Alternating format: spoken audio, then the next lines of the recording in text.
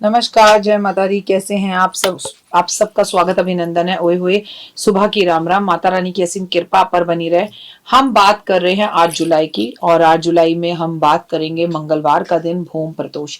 लेकिन चतुर्मास शुरू हो चुका है। भगवान विष्णु जो है वो योग निद्रा में जा चुके हैं, और उसके बाद ये पहला प्रदोष का व्रत पड़ा है, जब जो है पूरी सृष्टि का पालन महादेव कर रहे हैं।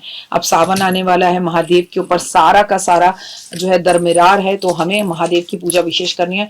और वो भी जैसे ही चतुर्मास शुरू हुआ है उसके बाद भूम प्रदोष आ गया, और मंगल ही इस साल का करता धरता, और मंगल ने हम सब की बैंड बजा रखी है।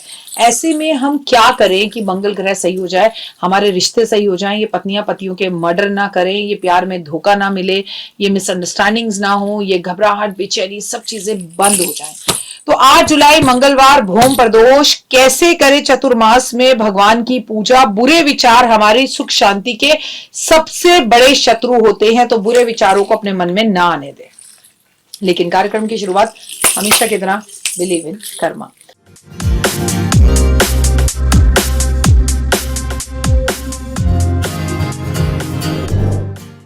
हर महीने शुक्ल पक्ष और कृष्ण पक्ष की त्रयोदशी तिथि को प्रदोष का व्रत कहा जाता है। इस दिन भगवान शिव की पूजा की जाती है। ये दिन भगवान शिव को समर्पित है।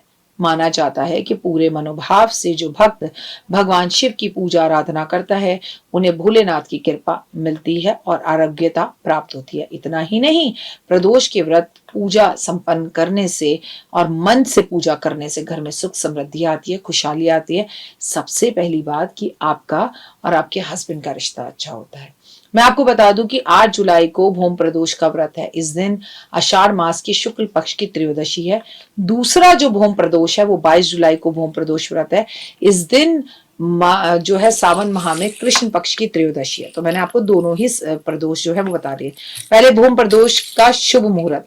धार्मिक मान्यताओं के अनुसार प्रदोष व्रत की पूजा शाम के टाइम संध्या काल में करनी चाहिए, सबसे शुभ माना जाता है। और इस दिन ये पूजा का मुहूर्त शाम को 6:30 बजे से रात 9 बजे तक रहेगा। ऐसा माना जाता है कि समय पर भगवान की शिव की पूजा करने से अधिक फल की प्राप्ति होती है।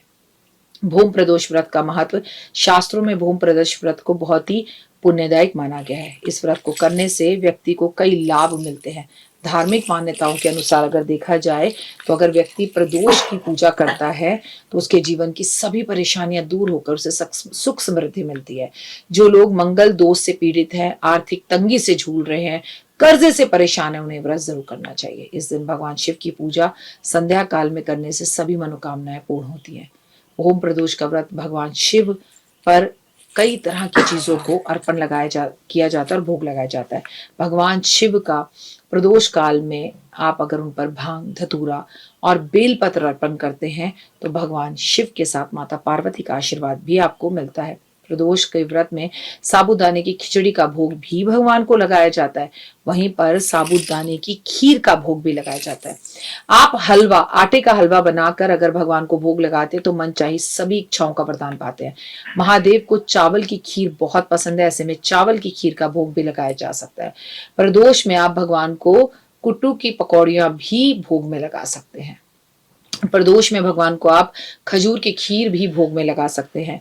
कहते हैं कि भूम प्रदोष में गलती ना करें, करते करते आप कुछ गलतियां करते हैं जिससे बड़े बड़े काम बिगड़ जाते हैं। भूम प्रदोष का व्रत के दिन भगवान शिव की पूजा करते समय आपको उनके ऊपर तुलसी का पत्ता अर्पण नहीं करना चाहिए। इस दिन नीले रंग के कपड़े पहनने से बचना चाहिए।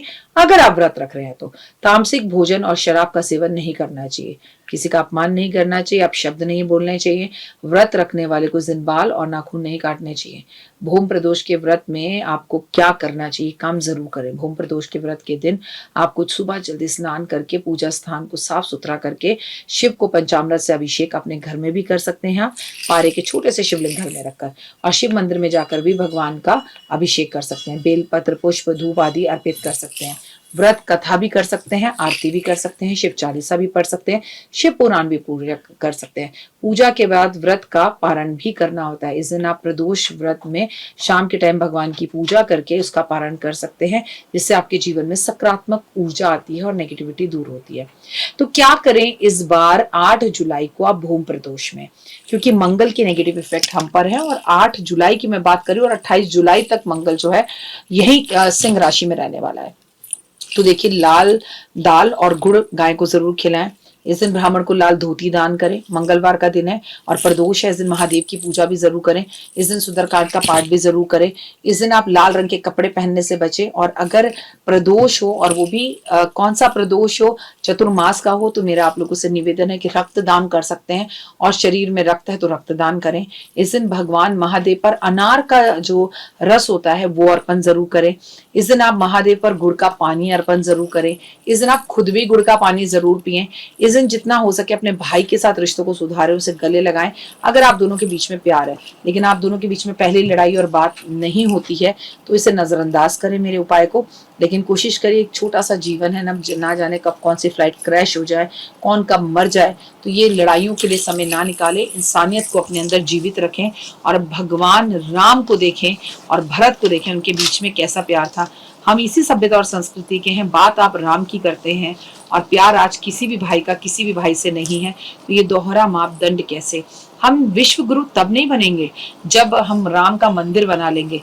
हम विश्व गुरु तब बनेंगे जब हम सच में अपने घर में बैठे हुए बड़े भाई के साथ उसके साथ बंटवारे की बातें नहीं करेंगे, हक नहीं मांगेंगे, और जहाँ घर घर में रामायण जैसा हिसाब दिखेगा, तब हम विश्व गुरु बनेंगे। फिलहाल मुझे दीजिए इजाजत। अपना और अपनों का रखिए खास ख्याल। चैनल को लाइक, सब्सक्राइब और शेयर जरूर करें। अगर अभी तक आपने मुझे फॉलो नहीं किया है तो फॉलो करें। ओए होए, जय माता।